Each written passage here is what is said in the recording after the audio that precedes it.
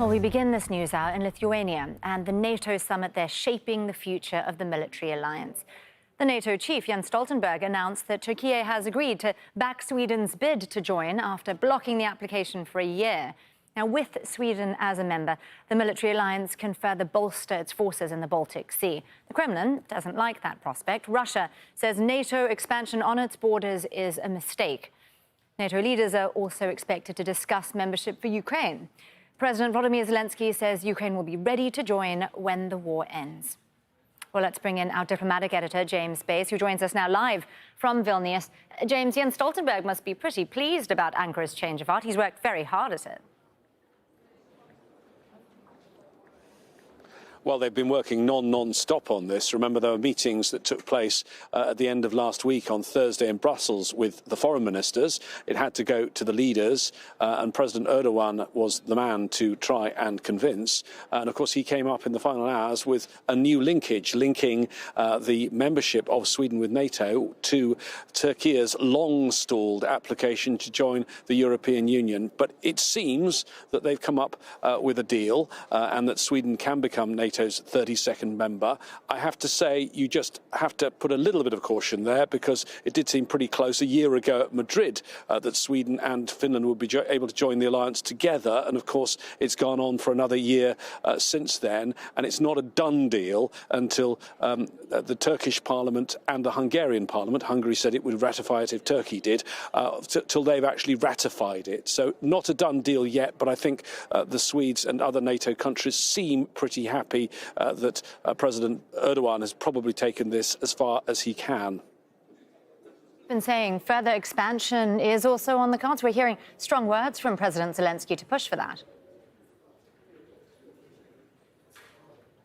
President Zelenskyy has been talking tough for days, and he's talking tough again now about the situation.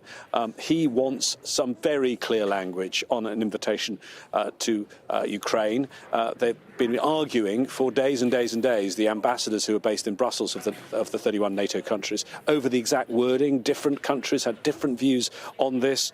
They were talking about the rightful place of Ukraine in NATO, and then the language was changed. Ukraine's future is with NATO. Those are various phrasings that I've heard from various diplomats I've spoken to. For Ukraine, they want one word in there: invitation, invite or invitation. And it's not clear. I was told by one figure that that was now in. I've been told by others it's definitely out. We will have to see that communique. Normally would be pre-negotiated by all the ambassadors. They pre-cook these things, so when the leaders come, it's just all for show and to show the unity. On this occasion, it's gone down to the wire, and although I'm told there may well be some language that looks agreeable, in the end it'll be those leaders who make the final decision, and if they don't like it, they themselves, the 31 leaders, will have to get their pens out and start rewriting. And James, this all comes at a time where there are concerns as well about ammunition and weapons for Ukraine from the West. Where are we at on that in terms of NATO's show of solidarity here? Yeah, well, they are going to say that they're going to be security guarantees for Ukraine. There's going to be a multi-year funding for Ukraine's war effort. But Ukraine needs things now, and it needs ammunition particularly. And that's one of the reasons that there's been this controversy of cluster munitions. That's something the US had ready to go, ready to ship. But of course, that's deeply controversial when 2/3 of NATO have signed the international convention, the treaty that bans cluster bombs. And that's very interesting, James, because obviously there is a huge amount of controversy within NATO itself. How much unity is there amongst NATO members at the moment? Well, I mean, I think if you look back on the scale of this war, the timeline of the whole war, and we're now 15 months in, I think in February last year, you would have been surprised to have seen this much support for Ukraine from NATO and this much unity. When you've been going on this long, of course, there are cracks that have developed on some issues. As I say, the cluster munitions one is a good one, and it's a difficult one for the NATO Secretary-General, Jens Stoltenberg. I asked him about it last week, and he said NATO has has no positions on cluster munitions. It's up to the individual members. But he knows very well that the public in NATO countries, they have a position on cluster munitions. It's deeply unpopular. And of course, they've tried to have a very clear narrative over the last 15 months, which is it's Russia carrying out war crimes, Russia crimes of aggression, crimes against humanity. And that slightly, I think, using cluster munitions muddies that messaging that they've been trying to sell to the publics in all of the NATO nations. Our diplomatic editor James Bays there covering that summit for us in Vilnius. Thank you very much, James. Well, what is the Putin administration's response to all of this? That's a question for Maria Zakharova, the spokesperson for the Russian Ministry of Foreign Affairs, who joins us now live from Moscow. Ms. Zakharova, thank you very much for your time. Your foreign minister, Sergei Lavrov, has said that Russia is taking appropriate and timely measures in response to NATO expansion, that it will protect its own legitimate security interests. What does that mean in practice?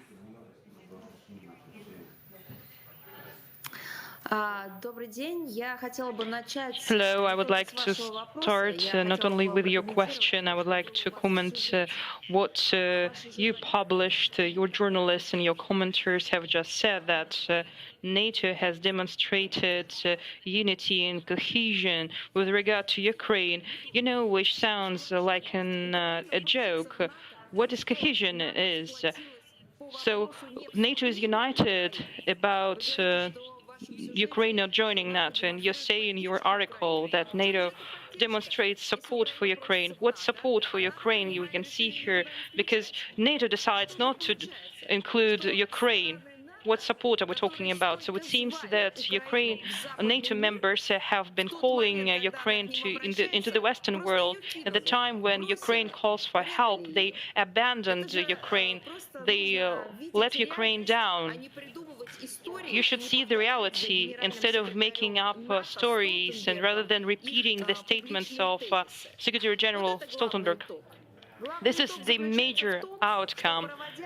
The major outcome is when you stage anti-constitutional coup d'etat in Ukraine, you are dragging Ukraine into an armed confrontation with Russia. This is a cohesion and of unity, not.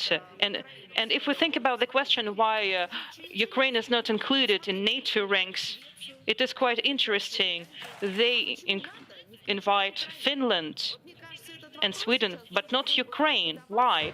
This is a question that should be posed at all TV channels. Why not? Because you see multi-billion financial aid is provided to Ukraine through NATO. It doesn't matter if countries are doing that together or individually. They are providing arms to Ukraine. So why not Ukraine is not a member of NATO? Maria, sorry. I believe that the answer is quite interesting. There is a version that I want to ask you a question off the back of your question. You ask why NATO hasn't made Ukraine an offer of membership. There is the argument that perhaps including Ukraine, while it's at war with Russia, would then be putting NATO at war with Russia. How would Russia view any kind of offer of membership or a fast track for Ukraine to join NATO? It's truly funny. You truly believe that NATO is not in the state of war against Russia because all the fighters, mercenaries, military instructors, advisors, money and intelligence data provided by NATO to the Kiev regime. NATO is involved in the military activities, certainly, and NATO has been pushing Ukraine towards that. I can provide you only one proof. In the 6 months before the special military operation in summer 2021, NATO has carried out military exercises in the sea in the vicinity of the Russian borders, and at that time they have decided to penetrate the Russian border. It was 6 months before the special military operation was launched. This was just one of the million examples when the NATO is involved in the Ukrainian developments before the hot phase of the conflict. I have just another proposal for you. Let's address another answer to the question why NATO is not including Ukraine. Probably you would like this answer more. Maybe because the western part of Ukraine, in terms of Poland, should belong to Poland. And this topic has only starting for Poland.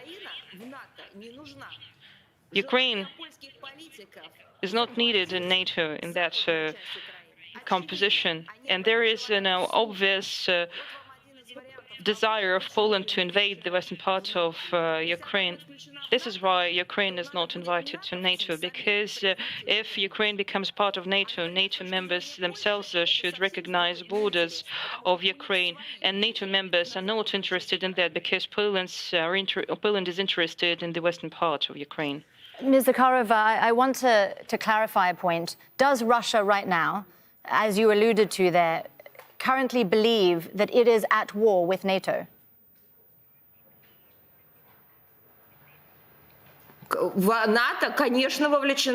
NATO is involved, certainly, in the confrontation with Russia, and I'm quite surprised that you're asking this question. We've been talking about this every day, that with regard to Russia, they have launched a hybrid war. Hybrid war means military confrontation, sanctions pressure, political pressure against Russia. We're talking about this every day. That was mentioned by our president, by our minister. We've been talking about it for days, that NATO is involved in military actions against Russia. And as for Ukraine, there is no Russia-Ukraine conflict. It does not exist because Ukraine is used by NATO, first and foremost by the United States and Great Britain, as an instrument, as leverage to influence Russia. Well, one of the purposes of Russia's special military operation in Ukraine was ostensibly to stop NATO from getting more of a foothold there, but it really seems to have done quite the opposite. How did that happen? No. We hadn't an objective to weaken NATO, because NATO, United States, Great Britain, and the entire NATO had an objective to weaken Russia. Just look at their statements. For years, they were talking about Russia's deterrence. They wanted to weaken our country. We haven't made any statements. We hadn't pursued a policy to weaken NATO. We had an objective that was set for the entire country, which is to denazify the Kyiv regime, because Kyiv regime is Nazist, is criminal, and is a terrorist regime. And we have set an objective to denazify the Kyiv regime, and the second objective was to demilitarize the Kyiv regime. And we have a global objective, which is to ensure security guarantees for Russia. I will recall that 6 months before the launch of the special military operation, our country offered the so-called collective West, we were talking about, which includes the United States, NATO, and members of the OSCE, to develop new security guarantees that will truly convince all of us that we have peaceful intentions. We have all peaceful intentions, and we would deny it. We have provided these security guarantees in written, but they refused to discuss. Since we were refused to discuss the security guarantees, then we're going to create our security guarantees on our own. Well, speaking of security guarantees, Ms. Zakharova, you said that you would tell us a little bit more about what your foreign minister, Sergei Lavrov, meant when he said that in response to NATO expansion, it would protect its own legitimate security interests. What does that look like? Это как раз и есть создание гарантий безопасности. This is the creation of security guarantees on the ground. And as for the political dimension of that question, I will explain what are the conceptual differences in the political positions of the West and our country. Western countries believe that they have a moral right to ensure their political dominance in the world, and first and foremost, we're talking about Washington, that through their exclusiveness, they have a historic right to dictate their will, and they have coined the term the rules-based world order.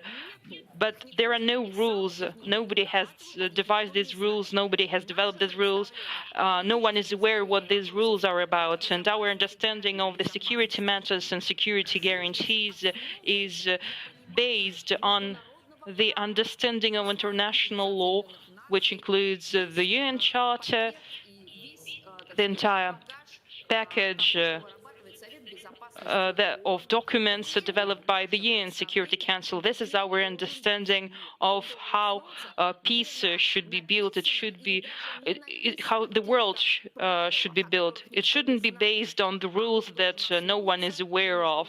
It should be based on international law, at the heart of which the global universal concept of sovereignty, independence, and sovereign equality of states.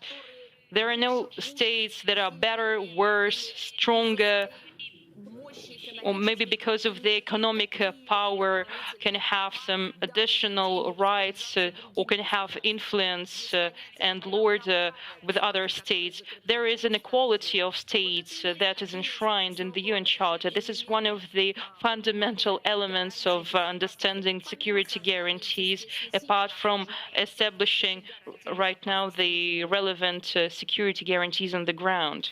Well, then let me ask you, what is Moscow's vision of a future security architecture for Europe? What would that look like? What would you propose? Я только что об этом говорила. I have just talked about it, and I can repeat. We proceed from the assumption that now the entire world should make a choice. Do we want to live in the conditions where all countries are equal? Then we should opt for international law that has been established by international institutions through consensus, such international institutions like United Nations and its Security Council, or we should opt for neo-colonial times and turn it all into the neo-colonial world that is pushed forward by the United States, Great Britain, and their NATO satellite countries, which is the first option, which is the international legal fundamentals of our world, of our international affairs, with the equal rights of each and every state, with the equal vote, with an opportunity for each and every state to pursue their own independent foreign policy and their independent domestic policy without interference from the outside, based on the UN Charter and international law. United Nations could become part of the system that you're talking about. Ms. Zakharova, you spoke there about international law. Many countries regard your special military operation in Ukraine as having broken international law. What would it take for Russia to bring its special military operation there to an end? Я с вами согласна. И согласна с I теми, agree with you. And I agree with those who say that international law is violated in Ukraine. I truly support this statement. It is absolutely true. But the question is, when the international law was violated, it was violated in 2014, when in the center of Ukraine, in the Ukrainian capital, in the Maidan, in Kiev, they have carried out an unconstitutional coup d'etat. It's not because the Ukrainian people rised against the authorities, but the Americans, but the United States, Great Britain, France, Germany, Poland, and Baltic states united to oust Ukrainian authorities and to bring to power those who they support. So when they have ousted, when they have overthrown Yanukovych, the actual president of Ukraine, and when they have provided authority to the citizens of the United States, Canada, Germany, and many other states, it's at that point when the international law was violated. At that time, we should have talked about it, and we have been talking about it for all these almost 10 years, and unfortunately the West didn't want to talk about it, and they didn't want to talk about it because everyone would learn the truth of what ideologists are doing in Washington. Maria Zakharova there, the spokesperson for the Russian Ministry of Foreign Affairs. Thank you very much for your time and for joining us here on Al Jazeera. Well, let's bring in our diplomatic editor, James Bays, in Vilnius. He's been listening in too. James, what did you make of what Ms. Zakharova had to say there? Well, a bit of a split-screen moment, because while she was speaking, saying those things, the actual NATO leaders are now in the hall. The North Atlantic Council, that is the leaders' meeting. That meeting just started while she was speaking to us there. Very interesting to hear what she had to say, because it is completely the opposite way around from everything that you hear from NATO and the NATO leaders.